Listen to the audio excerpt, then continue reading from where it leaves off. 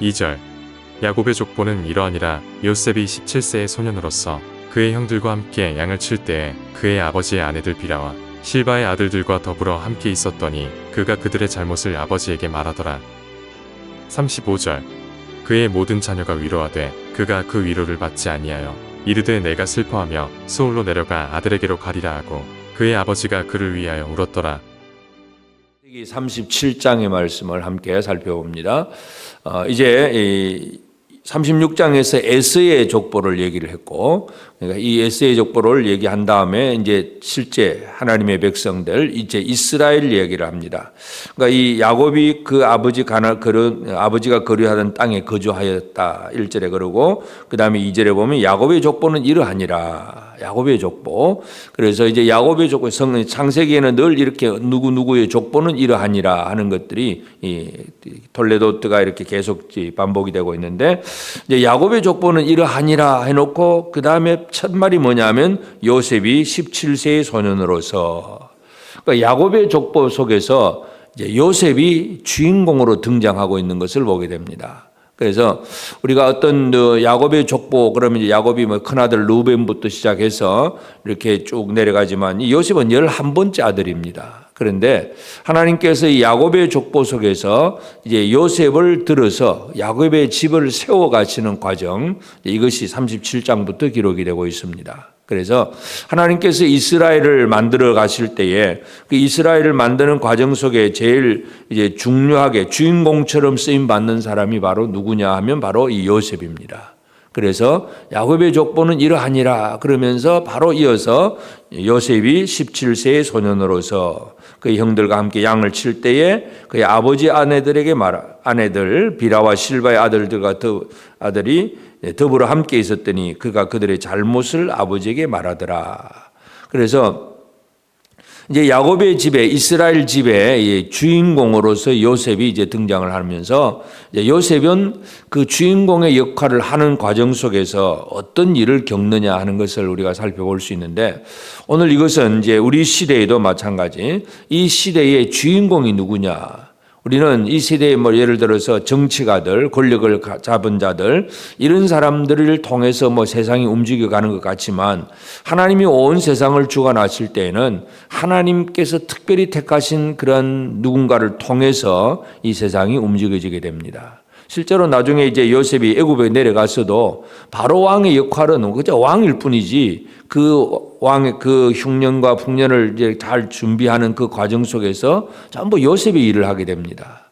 하나님이 택하신 주인공, 이 주인공의 역할을 이제 요셉이 철저하게 하게 되는데, 물론 이 요셉은 이제 예수 그리스도에 대한 그림자 같은 그런 모형적인 인물이기도 합니다. 하여튼 오늘 우리는 우리 시대에 이 시대의 주인공은 누구인가, 하나님 앞에 쓰임받는 주인공은 누구인가, 이것을 오늘 우리가 한번 잘 살펴보면서 우리 모든 믿음의 사람들, 이 교회가, 이 땅에 하나님이 원하시는 이 교회가 이 세상을 움직여가는 진정한 주인공이라고 하는 사실, 이것을 우리가 다시 한번 깨닫게 되기를 바랍니다.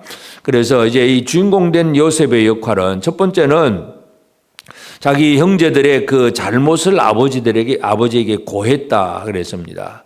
다시 말해서 이것은 그냥 이 형들이 잘못하고 있을 때에 그냥 적당히 묻어가는 삶이 아니라 이것은 틀린 것이고 이건 잘못된 것이고 이렇게 하면 안 된다는 사실을 정확하게 정직하게 알고 또 바른 길에 서려고 하는 이런 요셉의 모습을 우리가 먼저 발견할 수 있고, 그 다음에 이제 요셉은 이제 아버지가 노년에 얻은 아들이기 때문에 가장 사랑을 해서 채색 옷을 지어 입힙니다. 특별하게 아주 채색 옷을 지어 입히니까 형들이 시기하고 질투할 수밖에 없습니다. 시기와 질투를 받는 이 요셉인데, 그러면서 또 요셉은 하나님이 주신 꿈을 꾸게 됩니다. 그래서 처음에는 밭에 곡식단 12단이 있고 자기 단은 일어서고 11단이 자기에게 절한다. 형들이 나한테 절할 거다 하는 그런 얘기. 그 다음에 두 번째 꿈도 마찬가지. 하늘에 12별이 있고 해와 달이 있는데 내 별 요셉에게 절을 하더라, 이런 얘기들. 결국은 형들이 요셉을 미워할 수밖에 없는 그런 상황이 벌어집니다. 물론 이제 이것은 하나님께서 요셉에게 주신 꿈, 이것은 비전이기도 합니다.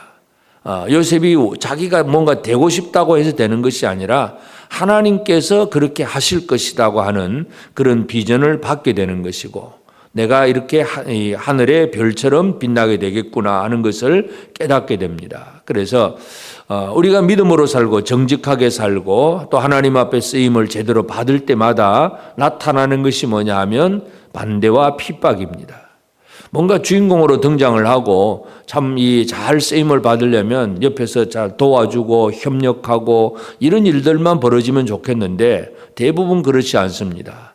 뭔가 믿음으로 열심히 하고 또 교회 안에서도 마찬가지 좀 열심히 하고 잘하면 꼭 뒤에서 헐뜯는 사람도 생기고 이상하게 비난하는 사람도 생기고, 이게 이 세상 사람들이 살아가는 삶의 모습이 이 교회 안에서도 얼마든지 벌어질 수가 있습니다. 그러나 그러한 과정 속에서 요셉을 하나님이 이제 단련을 시켜 가신다는 것을 우리가 이해할 수 있고, 그리고 이제 미움을 받지만, 그러나 이제 또 그 다음에 이제 사건은 이제 요셉의 형들이 세겜에 가서 양을 칩니다. 지금 이 헤브론에서 세겜까지 올라가려고 하면 한 100km 정도를 가야 됩니다.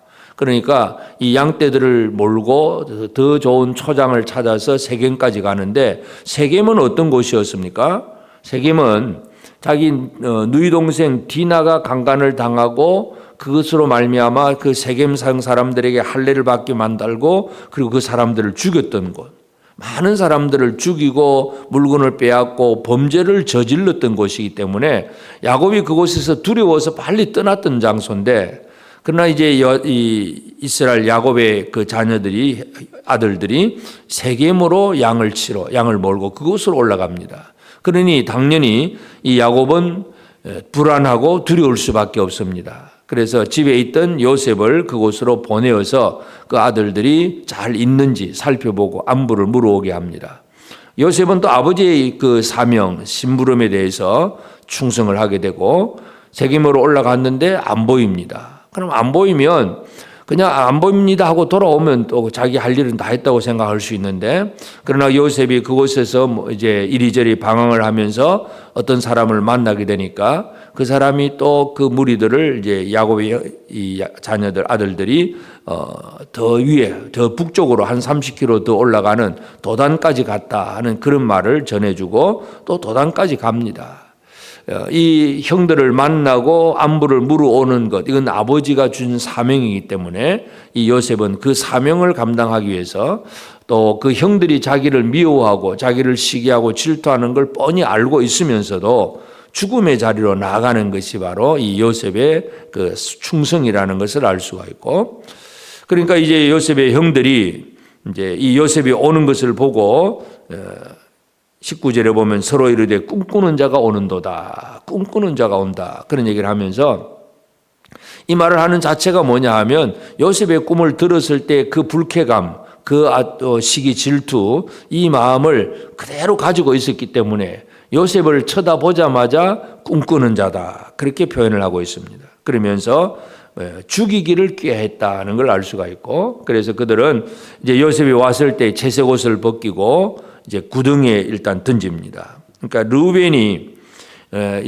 그래도 장남이라고 르우벤이 이 동생이 죽는 그것은 좀 이제 말려야 되겠다 싶어서 구덩이에 던지게 하고 이제 조금 기다리게 만듭니다. 그래서 다음에 이제 좀 시간 봐서 구출해서 아버지에게로 살려 보내려고 르우벤이 생각을 했는데, 그러나 또 조금 있다가 보니까 이제 유다가 또 그런 얘기를 합니다. 넷째 아들 유다가 자기 형제들에게 우리가 동생을 죽이고 그 피를 덮어둔들 무엇이 유익하겠느냐, 그냥 살려주자. 그러면서 이스마엘 사람들이, 그 대상들이 상인들이 지나가고 있으니까 저 상인들에게 팔자, 노예로 팔아버리자. 이제 유다가 그런 얘기를 하고 결국은 은 20에 이 요셉을 팔아버립니다. 은 20은 바로 노예의 가격입니다. 은 30은 성인, 어른들 노예의 가격이고, 은 20은 아직 성인이 되지 못한 어린 아이들. 그러니까 요셉은 아직 17세의 소년입니다. 20이 안 된 소년이기 때문에 은 20에 팔립니다. 그래서 결국은 이제 요셉이 애굽으로 팔려간다는 것. 그리고 이제 그 요셉의 형들은 이제 채색 옷에다가 이제 짐승의 피를 묻혀가지고 막 찢어가지고 야곱에게 그걸 보여줍니다. 그러니까 야곱은 한평생 외삼촌 라반과 또 형 에스와의 관계 속에서 늘 속이고 속는 그런 삶을 살았고 결국 이제 아들에게도 속임을 당하는 그런 모습을 보게 되는데 하여튼 오늘 우리는 이 야곱은 이제 이때부터 이 요셉을 잃어버렸다고 하는 그 생각 때문에 큰 슬픔에 빠지게 되고 또 이 요셉의 형들도 마찬가지입니다. 이제는 요셉을 동생은 이제 팔아먹고 아버지한테는 피 묻은 채색 옷을 보여주고 아버지를 속이고 그리고 모른 척 해야 되고 그냥 그렇게 불안하며 살아가는 것 이것이 바로 이제 야곱의 식구들 이야기입니다. 그리고 요셉은 마지막 절 애굽의 바로의 신하 친위 대장 보디발에게 팔았더라. 보디발의 집에 노예로 팔려간 그것을 보게 됩니다. 하여튼 오늘 우리가 이제 창세기 37장을 통해서 이해할 수 있는 것은 야곱의 족보는 이러하니라. 그리고 요셉은 그 얘기 나옵니다. 다시 말해서 요셉이 야곱의 집을 세워가는 일의 주인공입니다. 오늘 우리는 이 시대의 주인공이 누구인가를 우리가 다시 한번 살펴보기를 원합니다. 가정에도 그 가정을 세우는 주인공이 있고 직장 생활에도 직장에서 그 직장을 세워가는 주인공 역할을 하는 그런 사람이 있을 수 있습니다. 그래서 우리 성도들의 삶이 하나님 앞에서 지혜와 또 총명, 성실, 정직, 또 꿈과 비전, 그러면서 고난당함 이런 여러 가지 많은 일들을 겪지만 하나님의 일에 쓰임받는 사람이 된다는 것, 그것이 참으로 소중한 일이라는 걸 알 수가 있습니다.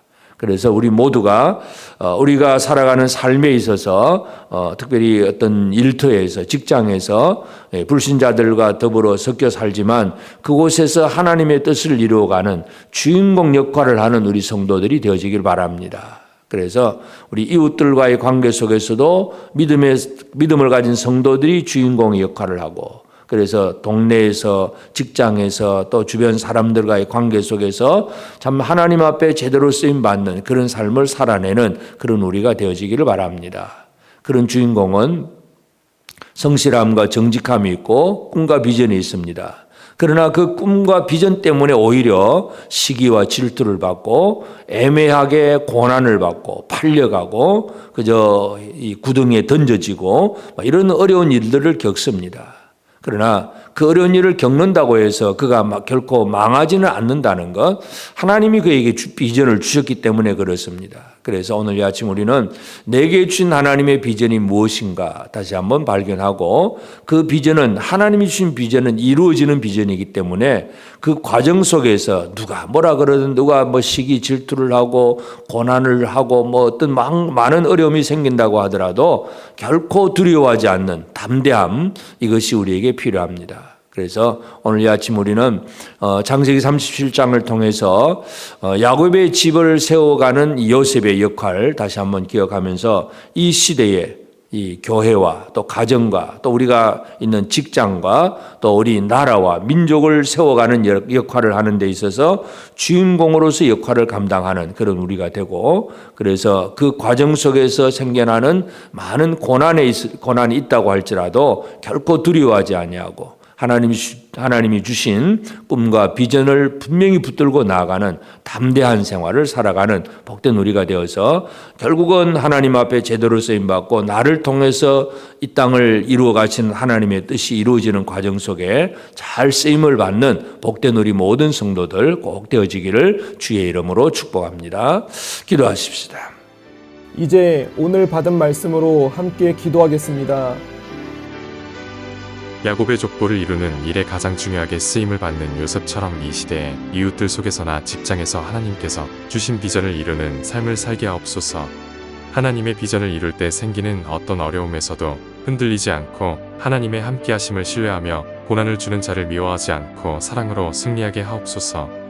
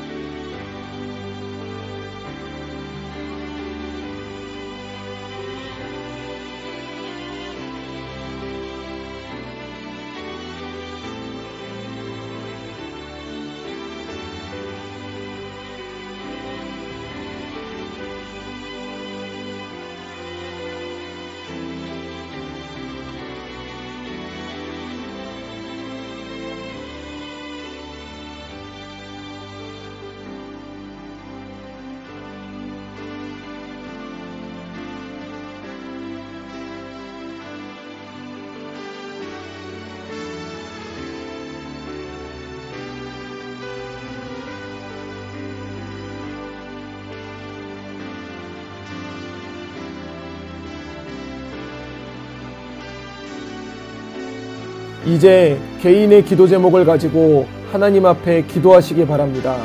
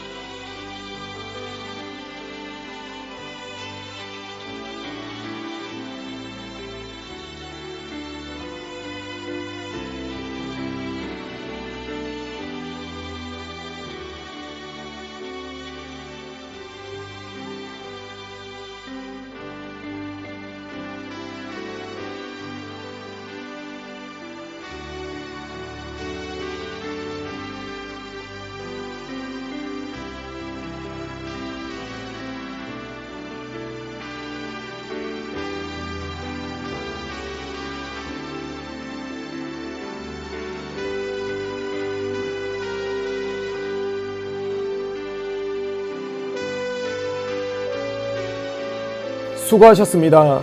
오늘도 하나님의 인도하심 가운데 승리의 하루를 보내시는 우리 재건부평교회 모든 성도님들이 되시기를 주님의 이름으로 축복합니다.